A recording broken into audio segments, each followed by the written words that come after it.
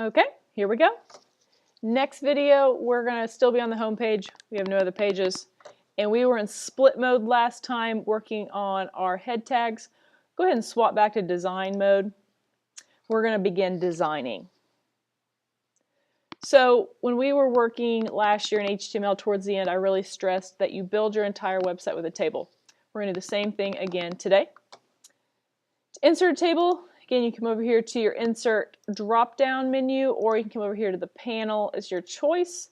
I'm going to use this drop-down, and I'm going to insert a table.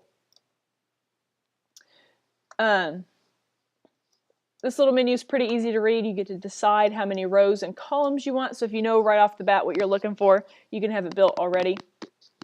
Just like when we coded, I like to leave my table width around 80%. That way it's not stretched out really super crazy big, but you can adjust that to whatever you'd like. You also notice that there's a difference between percent and pixels. Pixels is actual measurement, where percent, just kind of depends on the computer. You definitely don't want 80 pixels. That would be really small. So make sure that's on percent. And before, you could decide your border thickness, and that would cause your table to either appear or not appear. Well, we want it to be see-through, so we're going to leave this 0. Cell padding and spacing we'll worry about another time. This header information we'll also worry about later.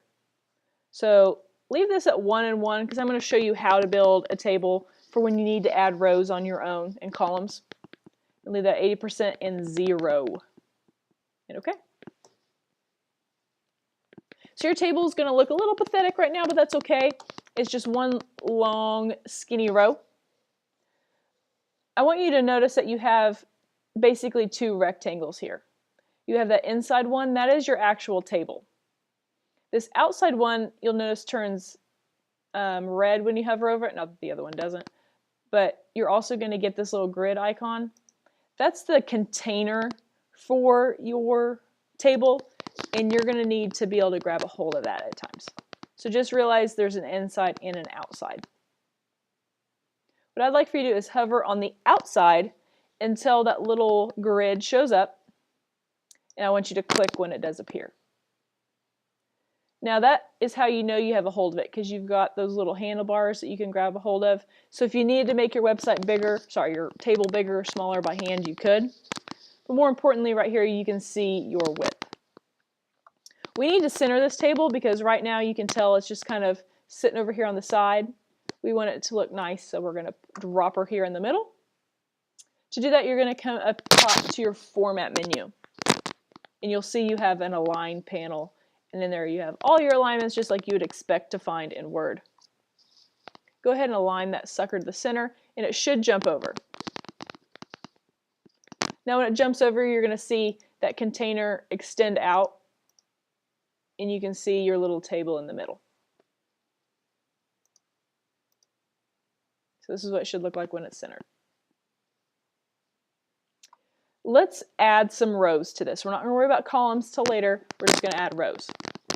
So if you right-click in the center of your table, so not out here, you got to be in this big old rectangle here, you're going to have some options, and table is going to be the first one. In here you have insert row, insert column. You can delete them if you have too many. So this is where we're going to control this thing. So I would like for you to insert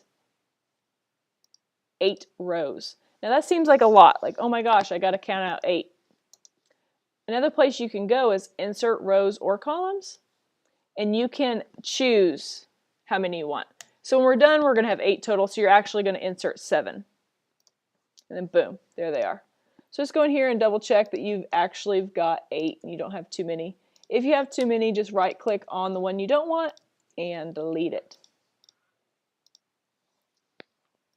So make sure you have 8 rows. And you don't have to type those. So if you type those, delete those. I will be deleting them.